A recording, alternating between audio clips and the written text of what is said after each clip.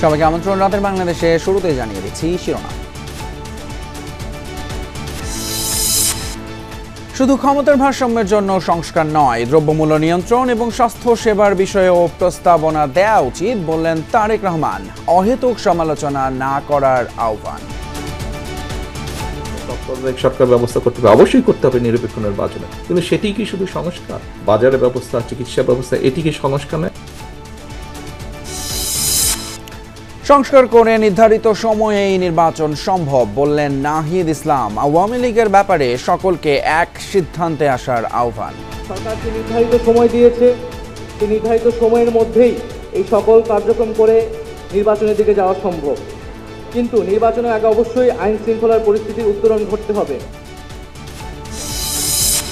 সুধা সদন সহ শেখ হাসিনা রেহানা পরিবারের 8টি ফ্ল্যাট প্লট জব্দ। সংশ্লিষ্ট 124টি অ্যাকাউন্টে থাকা 635 কোটি টাকাও অবরুদ্ধ। অ্যাকাউন্টে যে অর্থে রয়েছে সেটা বিজ্ঞ আদালত থেকে সে বিষয়ে অবরুদ্ধকরণের আদেশ প্রদান করা হয়েছে।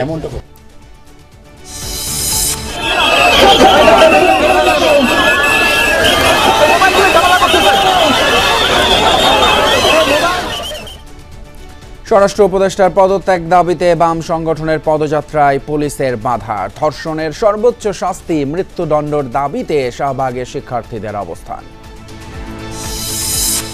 পাকিস্তানের বেলুচিস্তানে যাত্রীবাহী ট্রেনে বিএলএ বিচ্ছিন্নতাবাদীদের হামলা, অন্তত 6 সেনা সদস্য নিহত, শতাধিক যাত্রীকে জিম্মি।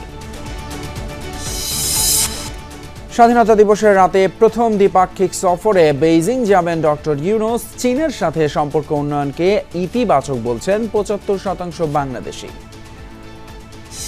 প্রবাসীদের ভোট নিশ্চিতে প্রক্সি সহ 3টি পদ্ধতি নিয়ে এগুচ্ছে নির্বাচন কমিশন। রাজনৈতিক দলগুলোর সাথে আলোচনার পর চূড়ান্ত সিদ্ধান্ত।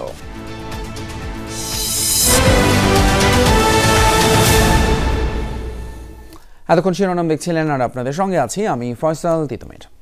অহেতুক সমালোচনা করতে গিয়ে জনগণের দাবি থেকে সরে না আসার আহ্বান জানিয়েছেন বিএনপির ভারপ্রাপ্ত চেয়ারম্যান তারেক রহমান। পাশাপাশি বলেছেন, শুধু ক্ষমতার ভারসাম্যের জন্য সংস্কার নয়, বরং মানুষের প্রয়োজনে নিত্যপণ্যের দাম নিয়ন্ত্রণ, স্বাস্থ্য এবং চিকিৎসা নিয়ে রাজনৈতিক দলগুলোর নিজস্ব প্রস্তাবনা উত্থাপন করা উচিত।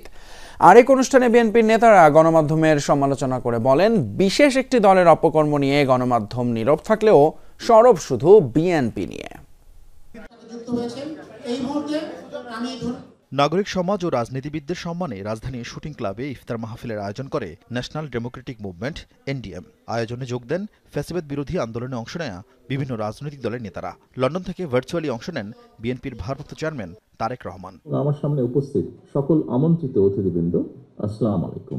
সংক্ষিপ্ত বক্তব্যে বিএনপির ভারপ্রাপ্ত চেয়ারম্যান তারেক রহমান রাজনৈতিক দলগুলোকে মানুষের জন্য স্বাস্থ্য, চিকিৎসা ও বাজার ব্যবস্থা নিয়ে উন্মুক্ত বিতর্ক করার আহ্বান জানান। বলেন, অহেতুক সমালোচনা করলে দেশের সব সম্ভাবনা শেষ হয়ে যেতে পারে। জাতীয় নির্বাচনের সময় তত্ত্বাবধায়ক সরকার ব্যবস্থা করতে হবে, অবশ্যই করতে হবে নিরপেক্ষ নির্বাচনে, কিন্তু সেটি কি শুধু সংস্কার? বাজারের ব্যবস্থা, চিকিৎসা ব্যবস্থা, এটি কি সংস্কার নয়? আমি তো একজন রাজনৈতিক কর্মী হিসেবে মনে করি এটিও সংস্কার ব্যবস্থা। আমাদের তুলে ধরতে হবে জনগণের সামনে যে আমি জনগণের রায় যদি সমর্থন পাই, আমি চিকিৎসা ব্যবস্থার জন্য এই করতে চাই। সমালোচনা করতে গিয়ে এমন পরিস্থিতিতে যাতে আমরা এসে না দাঁড়াই যেখানে আমরা জনগণের এই ইস্যুগুলোকে, দেশের এই ইস্যুগুলোকে আমরা অ্যাড্রেস করতে ভুলে যাব, আমাদের কাছে অন্য কিছু মুখ্য হয়ে যাবে, এগুলো গৌণ হয়ে যাবে। এটি যদি হয় তাহলে এই দেশের সম্ভাবনা সব শেষ হয়ে যাবে, নষ্ট হয়ে যেতে পারে। এদিকে গণমাধ্যমে কর্মরত সাংবাদিকদের সম্মানে রাজধানীর একটি হোটেলে ইফতার মাহফিলের আয়োজন করে আমরা বিএনপি পরিবার। অনুষ্ঠানে বিএনপি নেতারা আওয়ামী লীগের দোষরদের অবস্থান ও কিছু ব্যবসায়ীর সাম্প্রতিক কর্মকাণ্ড নিয়ে গণমাধ্যমে সংবাদ প্রচারের আহ্বান জানান। একটি বিশেষ দল সম্পর্কে আপনার কোনো সাংবাদিক, কোনো সংবাদপত্র আপনার কিছুই লিখছেন না, শুধু লিখছেন কিন্তু বিএনপি সম্পর্কে যতটুকু পারেন ফুলিয়ে ফাঁপিয়ে বাড়িয়ে লিখছেন, কিন্তু আরো কিছু আছে তো, অনেক কিছু পর্দার অন্তরালে অনেক কিছুই ঘটছে, আপনারা কিন্তু লিখছেন না। কোন ব্যবসায়ীকে আজকে আমাদের অনেক রাজনৈতিক দল পৃষ্ঠপোষকতা দিয়ে বাঁচিয়ে রেখেছে? জুলাই আগস্ট ছাড়াও হত্যার ঘটনায় জড়িত এমন অনেক ব্যবসায়ী মহল জড়িত আছে, তাদের বিরুদ্ধে আপনারা কিছু লিখছেন না। যে নতুন বাংলাদেশ গড়তে গিয়ে আবার যেন আমরা নতুন কোনো ভুল না করে ফেলি। আন্দোলন সংগ্রামে ঢাকার একজন যুগপৎ আন্দোলনের শরিক জমিয়তে উলামা ইসলামের ইফতারে যোগ দেন বিএনপি নেতা নজরুল ইসলাম খান। জাতীয় ঐক্য অক্ষুণ্ণ রাখার আহ্বান জানান তিনি। আমরা ঐক্যবদ্ধ থাকি এবং জনগণকে নির্ভর করি, জনগণের উপর। আরিফিন শাকিল, যমুনা নিউজ, ঢাকা।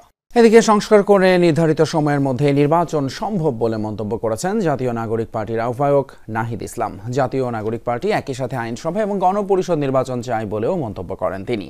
রাজধানীর একটি হোটেলে ফ্যাসিবাদ বিরোধী রাজনীতিবিদ, পেশাজীবী, অ্যাক্টিভিস্ট, ওলামায়ে কেরাম এবং বিশিষ্ট নাগরিকদের সম্মানে এনসিপির ইফতার অনুষ্ঠানে এসব মন্তব্য করেন তিনি। আওয়ামী লীগের বিরুদ্ধে সকলকে এক সিদ্ধান্তে আসার আহ্বান জানান সংগঠনের সদস্য সচিব আখতার হোসেন। ফ্যাসিবাদ বিরোধী রাজনীতিবিদ, পেশাজীবী, অ্যাক্টিভিস্ট, ওলামায়ে কেরাম ও বিশিষ্ট নাগরিকদের সম্মানে ইফতার মাহফিলের আয়োজন করে জাতীয় নাগরিক পার্টি। এনসিপির ইফতার মাহফিলে অংশ নেয় বিএনপি, জামায়াত সহ অন্যান্য রাজনৈতিক দলের নেতারা। জাতীয় নাগরিক পার্টির আহ্বায়ক নাহিদ ইসলাম বলেন, সংস্কার করে নির্ধারিত সময়ের মধ্যেই নির্বাচন সম্ভব। এনসিপি একই সাথে আইনসভা ও গণপরিষদ নির্বাচন চায় বলেও মন্তব্য করেন তিনি। নির্বাচনের ক্ষেত্রে আমরা বলছি যে সামনের নির্বাচনটা একই সাথে আইনসভা এবং একই সাথে গণপরিষদ নির্বাচন করা সম্ভব। সরকার যে নির্ধারিত সময় দিয়েছে সেই নির্ধারিত সময়ের মধ্যেই এই সকল কার্যক্রম করে নির্বাচনের দিকে যাওয়া সম্ভব, কিন্তু নির্বাচনের আগে অবশ্যই আইন শৃঙ্খলার পরিস্থিতির উত্তরণ ঘটতে হবে। এ সময় নাহিদ ইসলাম অভিযোগ করেন, বাংলাদেশ বিরোধী শক্তিরা এখনো ষড়যন্ত্র করে যাচ্ছে। আমরা যাতে ভুলে না যাই, দেশের বিপদ এখনো কাটে নাই। বাংলাদেশ বিরোধী শক্তিরা এখনো ষড়যন্ত্র করে যাচ্ছে। রাজনীতিবিদ এবং অভ্যুত্থানের শক্তিদের মধ্যে অনৈক্য, সামরিক বেসামরিক আমলাতন্ত্র, মাফিয়া, লুটেরা, ব্যবসায়িক শ্রেণী ও ষড়যন্ত্রকারী নানান বৈদেশিক শক্তিকে সুযোগ করে দিতে পারে। তাই আমরা যাতে এই বিষয়ে সবসময় সচেতন থাকি। আমাদের মধ্যে নীতিগত বিরোধ হবে, কিন্তু জুলাই গণ অভ্যুত্থানে আমাদের যে ঐক্যের জায়গা তৈরি করেছে ফ্যাসিবাদের বিরুদ্ধে এবং গণতন্ত্রের পক্ষে, আমরা সেই ঐক্যের জায়গা থেকে কখনোই সরে যাব না।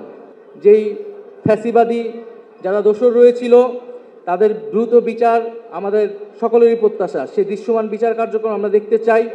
বিচারের মাধ্যমে আমরা আওয়ামী লীগের রাজনৈতিক ফয়সালা করতে চাই।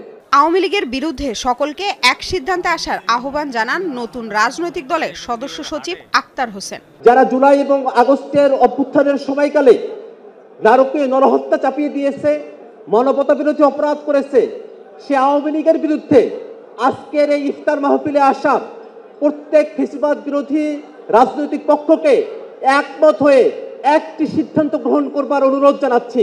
অল্প সময়ের মধ্যে সারা দেশে এনসিপির কার্যক্রম শুরু হবে বলেও জানান দলের সদস্য সচিব। লামিয়া তিথি, যমুনা নিউজ, ঢাকা।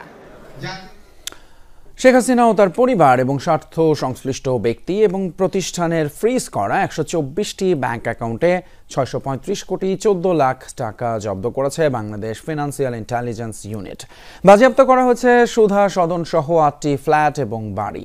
তালিকায় আছে 1 কোটি 80 লাখ টাকা দলিল মূল্যের রাজুকের 60 কাঠা প্লটও। 6টি দেশে সাবেক প্রধানমন্ত্রী শেখ হাসিনা ও তার পরিবারের সদস্যদের নামে বিপুল সম্পদের খোঁজ পাওয়া গেছে বলে সম্প্রতি জানান প্রধান উপদেষ্টার প্রেস সচিব। তিনি জানান, এরই মধ্যে 2টি গোয়েন্দা সংস্থার প্রতিবেদন দুর্নীতি দমন কমিশনে দেওয়া হয়েছে। দুদকের করা সেই অ্যাকাউন্টগুলো অবরুদ্ধ করার আবেদনের প্রেক্ষিতে মঙ্গলবার শেখ হাসিনা, তার ছেলে ও সাবেক তথ্য প্রযুক্তি বিষয়ক উপদেষ্টা সজীব ওয়াজেদ জয়, মেয়ে সাইমা ওয়াজেদ পুতুল ও বোন শেখ রেহানার 124টি ব্যাংক হিসাব অবরুদ্ধ করার আদেশ দেন আদালত। ঢাকা মহানগর জ্যেষ্ঠ বিশেষ জজ মোহাম্মদ জাকির হোসেন এ আদেশ দেন।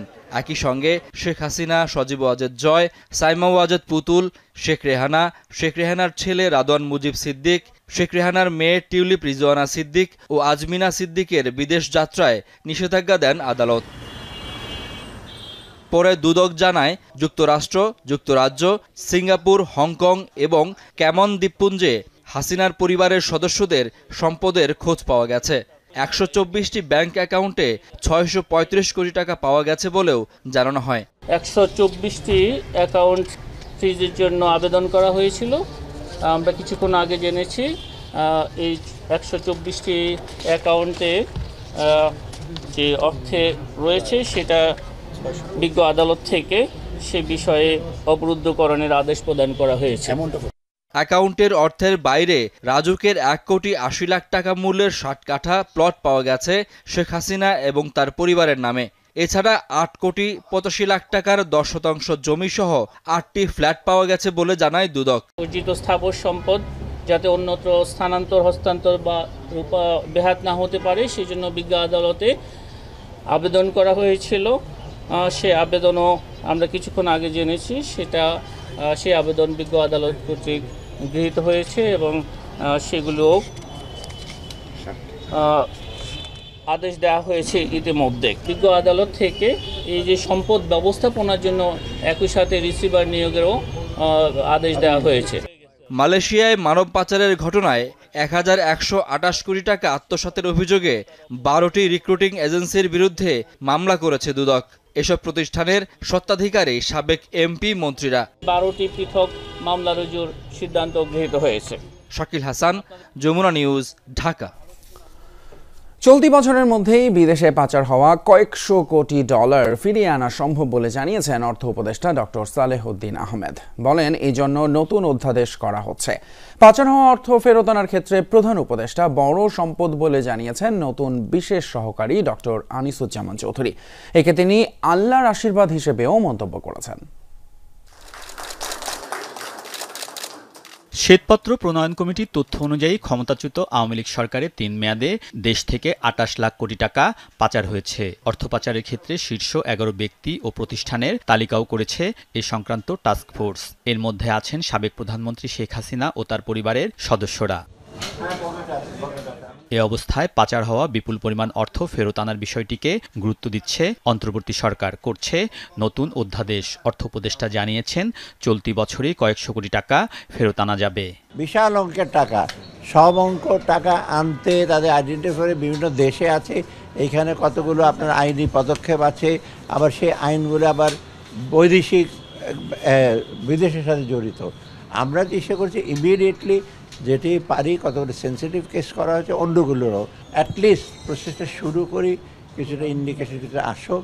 এই জন্য আইনের কিছুটা সংগ্রহ, আইন মানে কি কিছু যে এগ্রিমেন্ট করা বিদেশের সাথে এগুলো করবো, এবং এটা আপনারা নেক্সট মান্থে আরেকটু বেটার জানতে পারবেন। পাচার হওয়া অর্থ ফেরত আনা সম্ভব। এক্ষেত্রে ডক্টর মোহাম্মদ ইউনূসকে বড় সম্পদ মনে করেন বিশেষ সহকারী ডক্টর আনিসুজ্জামান। আমাদের সবচেয়ে বড় অ্যাসেট হচ্ছে আমাদের প্রধান উপদেষ্টা। এটা আমাদের জন্য আমরা মনে করি এটা আল্লাহর একটা বিরাট ব্লেসিং। কারণ যে জায়গায় টাকা গিয়েছে ওরা বেনিফিশিয়ারি, এগুলি আন্তর্জাতিক ল আছে, যেহেতু ওরা বেনিফিশিয়ারি ওরা সহজে ছাড়বে না।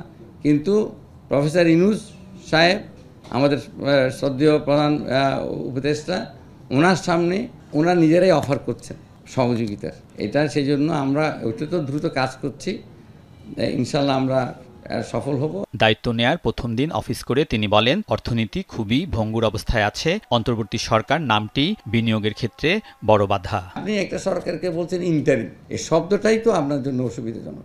সেটা আপনারা চিন্তা করেন। আমি তো রাজনীতিবিদ না, আমি যদি ইনভেস্টার হই,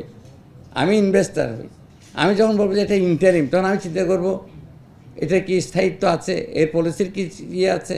ডক্টর আনিসুজ্জামান বলেন, ভুয়া তথ্যের ভিত্তিতে এলডিসি উত্তরণের আবেদন করা হয়েছিল। এজন্য মুখ্য সচিবকে প্রধান করে উত্তরণ অগ্রগতি মূল্যায়ন কমিটি করা হয়েছে। পুনর্বিবেচনা করার জন্য কমিটি হয়েছে। আলমগীর স্বপন, যমুনা নিউজ, ঢাকা।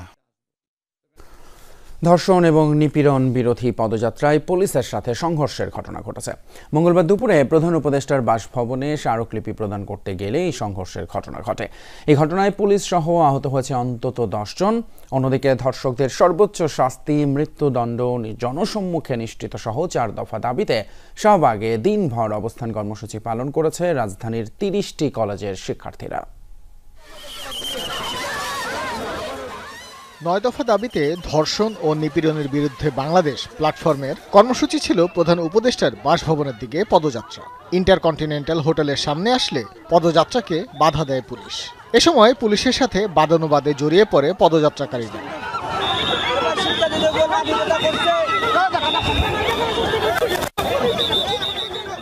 আন্দোলনকারীরা পুলিশের ব্যারিকেড ভেঙে ফেলার চেষ্টা করে। এমন পরিস্থিতিতে পুলিশ বাধা দিলে উত্তপ্ত হয় পরিস্থিতি। এই পরিস্থিতি চলে প্রায় 30 মিনিট ধরে।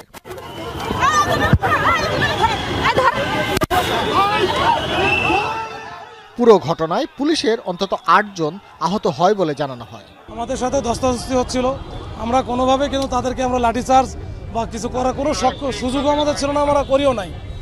পরে আমাদের এসি, আপনারা জানেন যে এসি রমনাজন, ওকে হঠাৎ করে এক সাইডে ও গেছে, ওকে ধরে ব্যাপক আকারে পিটাইছে। ওর গেঞ্জি টেঞ্জি টি শার্ট যা ছিল সব ছিঁড়ে গেছে। আমরা যারা আছে আমাদের দেখেন এগুলো কিন্তু কিছু নাই, আমরা কিন্তু লাঠি আমাদের হাতেও নাই, কিচ্ছু না, আমি কিন্তু খালি হাতে আছি। তো এই অবস্থার প্রেক্ষিতে পরে ওনাদেরকে আমি নিবৃত করার চেষ্টা করি, কিন্তু তারপরে আমাদের ৭-৮ জন আজকে আহত হয়েছে এবং বেশ গুরুতর আহত হয়েছে।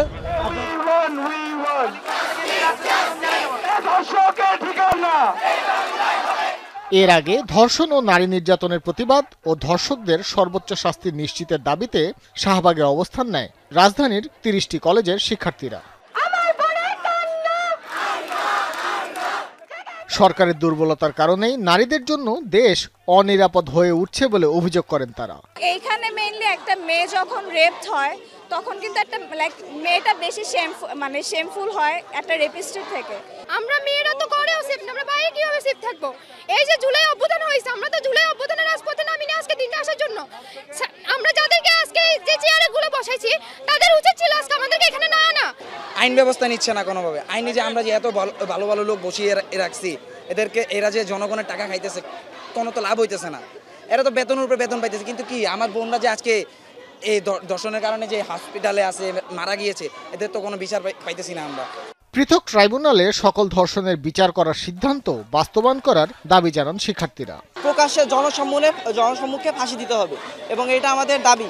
একটা মেয়েকে ধর্ষণ করতে একটা দিনও সময় লাগে না, তাহলে সে কিভাবে বললো যে এটার বিচার ৯০ দিনে হবে? একটা মেয়েকে ধর্ষণ করতে জাস্ট কয়েকটা সময় লাগে, আর সেখানে ৯০ দিন কেন? আমরা বলতেছি আসিয়ার মতো ছোট ছোট মেয়েরা যদি এখন ধর্ষণ হয়, আমাদের নিরাপত্তা কোথায়? কালকে যে আমরা হব না তার তো কোনো গ্যারান্টি নেই। অবস্থান কর্মসূচি হলেও দুপুর ১টার পর হঠাৎ করেই শাহবাগ মোড় অবরোধ করেন শিক্ষার্থীরা। প্রায় ৩০ মিনিটের জন্য বন্ধ হয়ে যায় সব যান চলাচল। শাহবাগে ঘোষণা করা হয় শিক্ষার্থীদের নিরাপদ বাংলাদেশের ৪ দাবি। আমাদের প্রথম দাবি, ধর্ষকদের শাস্তি প্রকাশ্যে নিশ্চিত করতে হবে, যাতে গোটা বাংলাদেশ একটা দৃষ্টান্ত পায়। ভাস্কর ভাদুরী, যমুনা নিউজ, ঢাকা। পাকিস্তানের বেলুচিস্তানে ছিনতাই করা হয়েছে যাত্রী বোঝাই একটি ট্রেন। প্রায় ৫০০ যাত্রী নিয়ে কোয়াচা থেকে রাওয়ালপিন্ডি যাওয়ার সময় এতে হামলা চালায় বিচ্ছিন্নতাবাদী গোষ্ঠী বালুচ লিবারেশন আর্মি BLA। আর এই আক্রমণে প্রাণ গেছে সামরিক বাহিনীর অন্তত ২০ সদস্যের, গুরুতর আহত হয়েছে ট্রেন চালক সহ বহু যাত্রী। জিম্মি করা হয়েছে শতাধিক যাত্রীকে। ঘটনাস্থলে পাঠানো হয়েছে সামরিক বাহিনী এবং পুলিশের সদস্যদের। কোয়েটার এই স্টেশন থেকে ছেড়ে যায় জাফর এক্সপ্রেস। উদ্দেশ্য ছিল রাওয়ালপিন্ডি। ট্রেনটির ৯টি বগিতে যাত্রী ছিলেন প্রায় ৫০০। এর মধ্যে সামরিক বাহিনী এবং পুলিশেরও অনেক সদস্য ছিলেন। ট্রেনটি পেহরোকুনারি এবং গাদালা এলাকার মধ্যবর্তী স্থানে পৌঁছার সাথে সাথে হামলা চালায় বেলুচিস্তানের বিচ্ছিন্নতাবাদী গোষ্ঠী বালুচ লিবারেশন আর্মি। আন্তর্জাতিক বিভিন্ন গণমাধ্যম বলছে বিস্ফোরক দিয়ে উড়িয়ে দেওয়া হয় রেল লাইন, এরপর গুলি চালানো হয় বগি লক্ষ্য করে। এই ঘটনায় স্টেশনে ছুটে আসেন যাত্রীদের স্বজনেরা। উৎকণ্ঠায় সময় পার করছেন তারা।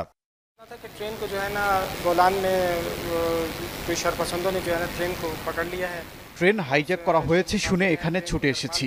ট্রেনটিতে আমার আত্মীয় রয়েছেন, অনেক চেষ্টা করেও তার সাথে যোগাযোগ করতে পারছি না।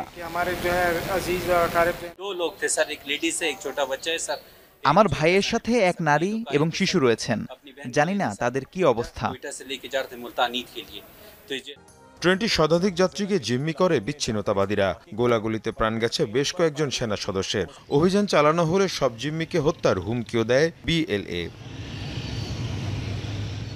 এই ঘটনার পরপরই জরুরি অবস্থা জারি করে বেলুচিস্তানের প্রাদেশিক সরকার। ঘটনাস্থলে পাঠানো হয়েছে পুলিশ ও সামরিক বাহিনীর সদস্যদের। চলছে হেলিকপ্টার নিয়ে টহল। গেল কয়েক দশক ধরে বেলুচিস্তানে চলছে বিচ্ছিন্নতাবাদীদের তৎপরতা। এর আগেও দফায় দফায় নিরাপত্তা বাহিনী এবং বেসামরিকদের উপর হামলা চালায় BLA। মীর মুশফিকা হাসান, যমুনা নিউজ। প্রথম দ্বিপাক্ষিক সফরে ২৬শে মার্চ রাতে চীন যাচ্ছেন প্রধান উপদেষ্টা ডক্টর মোহাম্মদ ইউনুস। চীনা রাষ্ট্রদূত ইয়াও ওয়ান বলেছেন, বাংলাদেশে সরকার পরিবর্তনে ঢাকা বেইজিং সম্পর্কে কোনো প্রভাব ফেলেনি। কেবল অভ্যন্তরীণ নয়, আন্তর্জাতিক কোনো পরিবর্তনেও দ্বিপাক্ষিক সম্পর্কে প্রভাব ফেলবে না বলে দাবি করেন তিনি। জানান, রোহিঙ্গা সমস্যার টেকসই সমাধানের চেষ্টা করছে চীন, তবে এজন্য সমন্বিত আন্তর্জাতিক তৎপরতার তাগিদ দেন তিনি। বাংলাদেশে চীনের ভাবমূর্তি নিয়ে দেশব্যাপী জরিপের ফলাফল প্রকাশ অনুষ্ঠান।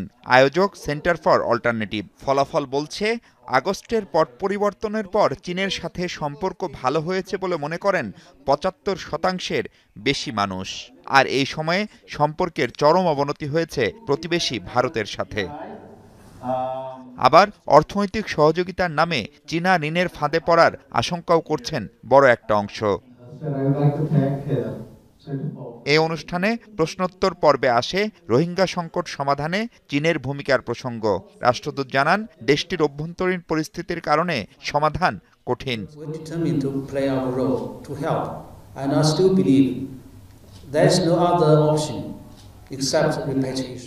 রোহিঙ্গাদের প্রত্যাবাসনই একমাত্র সমাধান। চীন প্রয়োজনীয় সব করবে, এই ইস্যু কখনো বাদ দেবে না। কিন্তু মিয়ানমারের অভ্যন্তরীণ সমস্যার কারণে রোহিঙ্গা সমস্যা সমাধান করা যাচ্ছে না। তবে মিয়ানমারের সমস্যা সমাধানে আমরা সব পক্ষের সাথে কথা বলছি, যাতে একটা রাজনৈতিক সমাধান হয়। এজন্য সমন্বিত আন্তর্জাতিক উদ্যোগ দরকার।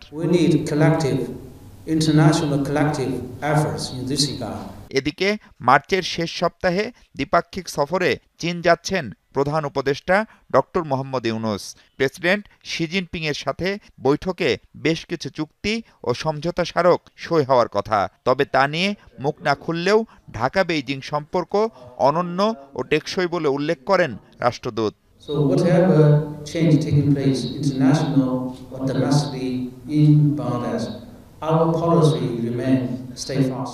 আন্তর্জাতিক ও অভ্যন্তরীণ যতই পরিবর্তন হোক না, বাংলাদেশ বিষয়ে চীনের নীতি একই থাকবে। আগেও সব সরকার প্রধান চীন সফর করেছেন। কোনো নির্দিষ্ট সরকারের সাথে চীনের সম্পর্ক না, দুদেশের জনগণের লাভ ও স্বার্থের উপর ভিত্তি করে আমাদের সম্পর্ক।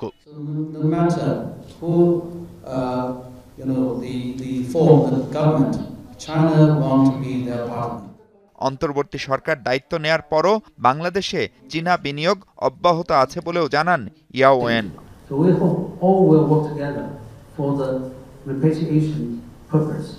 মাহফুজ মিশু, যমুনা নিউজ, ঢাকা। দেশ ইসলামের বিধান অনুযায়ী চলছে না বলেই খুন, ছিনতাই সহ নানান ধরনের অপরাধ বেড়ে চলেছে। দেশের এমন পরিস্থিতিতে ইসলামী শাসন জরুরি বলে মন্তব্য করেছেন জামায়াতে ইসলামীর আমির ডক্টর শফিকুর রহমান। বিকেলে রাজধানীর কাফরুলে জামায়াতে ইসলামের ইফতার মাহফিলে এমন মন্তব্য করেন তিনি। জানান, জামায়াতে ইসলাম দেশ থেকে দুর্নীতি ও দুঃশাসন বিদায় করতে চায়। বিগত দিনে বিভিন্ন মতাদর্শের শাসনে দেশে শান্তি ফেরানি উল্লেখ করে তিনি আরও বলেন, বর্তমানে সমাজে সামঞ্জস্যতা, বৈষম্য দূর করতে হবে। দেশে ইসলামের শাসন প্রতিষ্ঠায় সবাইকে ঐক্যবদ্ধ হবার আহ্বানও জানান জামায়াতের আমির। আমরা লড়াই করছি দুটি জিনিস বাংলাদেশ থেকে বিদায় দেওয়ার জন্য। একটি হচ্ছে দুর্নীতি, আর একটি হচ্ছে দুঃশাসন। এই দুইটা যদি আমরা বিদায় করতে পারি, তাহলে আলহামদুলিল্লাহ কোরআনের আলোকের বাংলাদেশ এদেশের 18 কোটি মানুষের জন্য আল্লাহর নিয়ামত হিসাবে তাদের হাতে ধরা দেবে ইনশাআল্লাহ। এই সংগ্রামের লড়াইয়ে আমরা আপনাদেরকে পাশে চাই, সাথে চাই। সাবেক রাষ্ট্রপতি এবং বিএনপির প্রতিষ্ঠাতা জিয়াউর রহমানের স্বাধীনতা পুরস্কার 2003 বাতিলের সিদ্ধান্ত রহিত করা হয়েছে। মঙ্গলবার মন্ত্রিপরিষদ বিভাগের সংবাদ বিজ্ঞপ্তিতে এই তথ্য জানানো হয়েছে। এর আগে 2016 সালে জিয়াউর রহমানের স্বাধীনতা পুরস্কার প্রত্যাহারের সিদ্ধান্ত নিয়েছিল তৎকালীন আওয়ামী লীগ সরকার। পরে জাতীয় জাদুঘর থেকে তার পুরস্কারের মেডেল এবং সম্মাননাপত্র সরিয়ে ফেলা হয়। আওয়ামী লীগের সরকারের সময় নেয়া এই সংক্রান্ত সিদ্ধান্তের বিষয়ে বিজ্ঞপ্তিতে বলা হয়, শহীদ প্রেসিডেন্ট জিয়াউর রহমানকে 2003 সালে দেয়া স্বাধীনতা পুরস্কার, যেটি মরণোত্তর ছিল, মহামান্য সুপ্রিম কোর্টের যে রায়ের পটভূমিতে 2016 সালে সরকার সেটা বাতিল করে, এই রায়ে তাকে প্রদত্ত স্বাধীনতা পুরস্কার বাতিলের কোনো নির্দেশনা না থাকায় মহান মুক্তিযুদ্ধে তার অসাধারণ অবদান বিবেচনায় তার স্বাধীনতা পুরস্কার বাতিলের এই সিদ্ধান্ত থেকে সরকার সরে এসেছে। প্রবাসীদের ভোট নিশ্চিতে প্রক্সি সহ 3টি পদ্ধতি নিয়ে এগোচ্ছে নির্বাচন কমিশন। পদ্ধতিগুলো নির্ধারণের পর দলগুলোর সাথে ইসি সংলাপ করবে বলে জানিয়েছেন নির্বাচন কমিশনার অবসরপ্রাপ্ত ব্রিগেডিয়ার জেনারেল আবুল ফজল মোহাম্মদ সানাউল্লাহ। সকালে ইসিতে এক ব্রিফিংয়ে সাংবাদিকদের কথা জানান তিনি। তবে ভোটাধিকার প্রয়োগে প্রবাসীদের উৎসাহ থাকলেও বিশেষজ্ঞরা বলছেন প্রক্সি ভোট জাতীয় নির্বাচনে বিভিন্ন জটিলতার জন্ম দিতে পারে। দেশের নির্বাচন মানে উৎসবের নতুন মাত্রা, অথচ সে উৎসবে সামিল হতে পারে না প্রায় অর্ধকোটি প্রবাসী বাংলাদেশি। পোস্টাল ব্যালট চালু থাকলেও তার প্রক্রিয়া জটিল। এ নিয়ে প্রতিবারই আক্ষেপ করেন প্রবাসীরা। আসছে জাতীয় নির্বাচনে নিজের মত প্রদানের সহজ সুযোগ চান তারা। বেশিরভাগ প্রবাসীরা চাই অন্তর্বর্তীকালীন এই সরকার যত দ্রুত সম্ভব বাংলাদেশে যেন নির্বাচন আয়োজন করা হয়। প্রবাসীদের একটি স্পষ্ট অবস্থান হলো আমরা সংস্কার ছাড়া কোনো নির্বাচনকে স্বীকৃতি দিতে চাই না। নির্বাচন নিয়ে সাধারণ প্রবাসীদের ভিতরে একটি ধারণা বিরাজমান, সেটি হচ্ছে তারা সকলেই নির্বাচন চায় এবং সঠিক সময়ের মধ্যে তারা নির্বাচন চায়। প্রবাসীদের ভোটের ব্যাপারে সকালে নির্বাচন ভবনে সাংবাদিকদের সাথে কথা বলেন কমিশনার মোহাম্মদ সানাউল্লাহ। এ সময় পোস্টাল ব্যালট সিস্টেমকে একটি অচল পদ্ধতি বলে মন্তব্য করেন তিনি। বলেন, প্রবাসীদের ভোটাধিকার নিশ্চিত করতে প্রক্সি ভোটের কথা ভাবছে কমিশন। মাত্র 433টি ভোট দেখেছি গত জাতীয় সংসদ নির্বাচনে, যেটা পোস্টাল ব্যালটের মাধ্যমে কাস্ট করা হয়েছে। আর প্রবাসী বাংলাদেশিরা কেউই ভোট দিতে পারেন নাই। কমিটি 3টি পদ্ধতি সাজেস্ট করেছে: সময়ের মধ্যে সম্পাদনযোগ্য পোস্টাল ব্যালট, দ্বিতীয় হচ্ছে অনলাইন পদ্ধতি, আর তৃতীয়টি হচ্ছে প্রক্সি ভোট। মাননীয় প্রধান উপদেষ্টাও যেটা বলেছেন, সেইভাবে যদি আমরা প্রবাসীদের প্রত্যাশাটাও যদি আমরা পূরণ করতে চাই, তাহলে আমাদেরকে প্রক্সি ভোটিংয়ে যেতে হবে। ইন্ডিভিজুয়াল ভোটার যখন তার প্রক্সি নির্বাচন করবেন, তাকে একজন আস্থার ব্যক্তিকেই নির্বাচন করতে হবে। এতটুক ইমপিউরিটি নিয়েই আমরা এই পদ্ধতিটা কিন্তু সাজেস্ট করছি।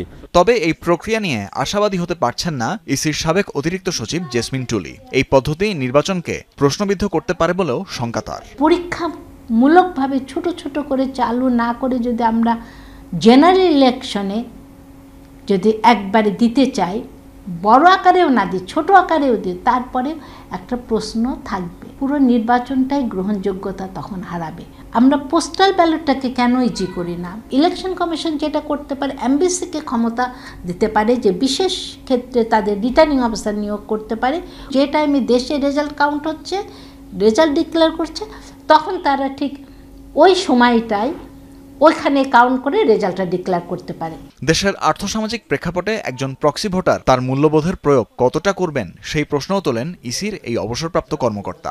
ছেলে একটা রাজনীতি করে, বাবা আর এক রাজনীতি করে, সেই ক্ষেত্রে এটা তার কাছ থেকে আরেকজন নিয়ে সে ভোট দিবে কিনা, এই বিষয়টা বিশাল চ্যালেঞ্জ। তানভীর মৌসুম, যমুনা নিউজ, ঢাকা। সিলেটে গাড়ি পার্কিং নিয়ে কথা কাটাকাটির জেরে দুই পক্ষের সংঘর্ষ হয়েছে, আর এতে আহত হয়েছেন বেশ কয়েকজন। পুলিশ জানিয়েছে, ইফতারের আগে টুকের বাজারে সবজি কেনাবেচার স্থানে একটি গাড়ি পার্কিং নিয়ে দুজনের কথা কাটাকাটি হয়। বাজার সমিতির লোকজন বিষয়টি সমাধানও করে দেয়, তবুও তা সহিংসতায় রূপ নেয়। সংঘর্ষে জড়ায় পীরপুর এবং টুকের গাঁও এলাকার মানুষ। ঘণ্টাব্যাপী চলে দুপক্ষের ধাওয়া পাল্টা ধাওয়া। বন্ধ হয়ে যায় সিলেট সুনামগঞ্জ সড়কে যান চলাচল। পুলিশ গিয়ে পরিস্থিতি নিয়ন্ত্রণে আনে। খুন, ধর্ষণ এবং নিপীড়নের প্রতিবাদে ছাত্র ইউনিয়ন সহ বেশ কয়েকটি সংগঠন মশাল মিছিল করেছে। সন্ধ্যায় শাহবাগ থেকে শুরু হয়ে মশাল মিছিলটি শেষ হয় কেন্দ্রীয় শহীদ মিনারে গিয়ে। সেখানেই সংক্ষিপ্ত সমাবেশে আন্দোলনকারীরা বলেন, অন্তর্বর্তী সরকার মানুষের জানমালের নিরাপত্তা দিতে ব্যর্থ। দেশে একের পর এক খুন, ধর্ষণ এবং নিপীড়নের ঘটনা ঘটেই চলেছে। সাধারণ জনগণ এখন ভয়ের পরিবেশে বাস করছে। বিচারহীনতার সংস্কৃতিতে অপরাধ বেড়েছে উল্লেখ করে বক্তারা বলেন, সরকার পদক্ষেপ না নিলেও এসব ঘটনায় যারা প্রতিবাদ জানাচ্ছে তাদের উপর পুলিশি হামলা করা হচ্ছে। দায় নিয়ে অবিলম্বে স্বরাষ্ট্র উপদেষ্টার পদত্যাগ করার দাবি জানান তারা। যতদিন পর্যন্ত এগুলোর কোনো বিচার না হবে, তাদেরকে বিচারের কাঠগড়ায় না আনা হবে, এই সাম্প্রদায়িক উস্কানি বন্ধ না করা হবে, ততদিন পর্যন্ত শেষ হবে না। বাংলাদেশের প্রত্যেকটি জায়গায় সরকারিভাবে আমরা সেই জিরো টলারেন্স দেখতে চাই। নারী যেন নির্যাতিত না হয়, সেইটার জন্য আপনারা পদক্ষেপ গ্রহণ করুন, যাতে সেই পদক্ষেপ দেখে অন্য কেউ আর সাহস না করে। এদিকে সন্ধ্যায় ভাটারা এলাকায় ধর্ষকদের ফাঁসির দাবিতে মশাল মিছিল করে শিক্ষার্থীরা। বলেন, বর্তমানে দেশে ধর্ষণ এবং নারীর প্রতি সহিংসতা বেড়েই চলেছে। এমনকি 8 বছরের ছোট্ট শিশু পর্যন্ত ধর্ষণের হাত থেকে রেহাই পাচ্ছে না। অন্তর্বর্তী সরকারের কাছে ধর্ষকদের ফাঁসির দাবি জানান তারা। বলেন, সরকার ধর্ষকদের শাস্তি দিতে ব্যর্থ হলে জুলাইয়ের মতো আন্দোলন গড়ে তুলবে শিক্ষার্থীরা। লালমনিরহাটে অপহরণের পরদিন সেপটিক ট্যাঙ্কে মিলল এক মাদ্রাসা শিক্ষার্থীর মরদেহ। আটক করা হয়েছে 3 জনকে। পুলিশ জানিয়েছে, সোমবার সদর উপজেলার ফকিরটারি গ্রামের শিশু শাকিলকে অপহরণ করা হয়। পরে 3 লাখ টাকা মুক্তিপণ দাবি করে অপহরণকারীরা।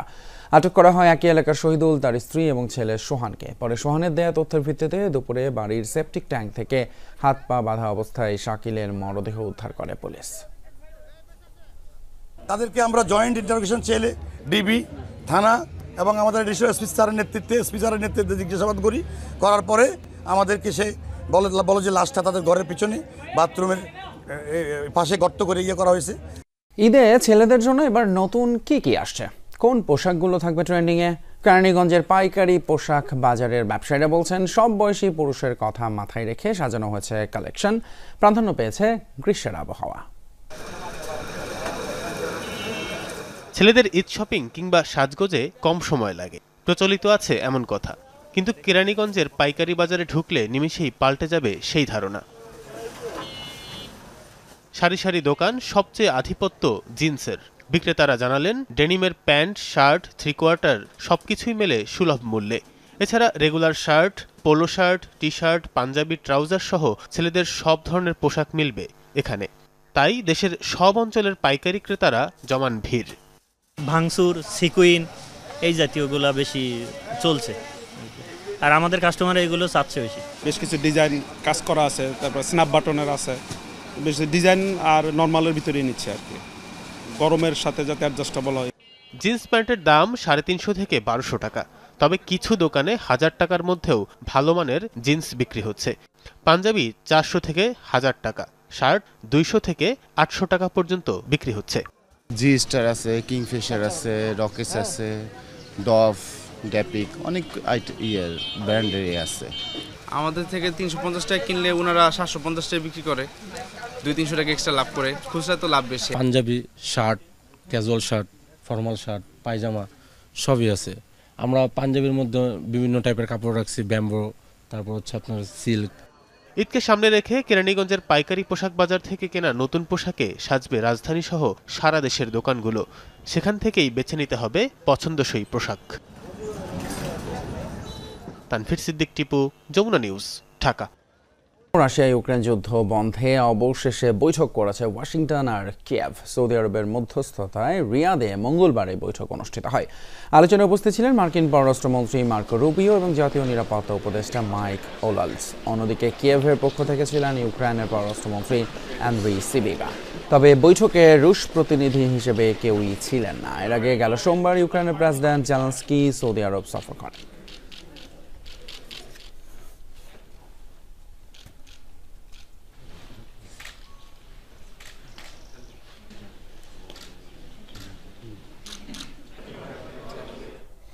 এ ছিল রাতের বাংলাদেশে আমাদের এখনকার আয়োজন। এতক্ষণ সাথে থাকার জন্য ধন্যবাদ আপনাদের সবাইকে।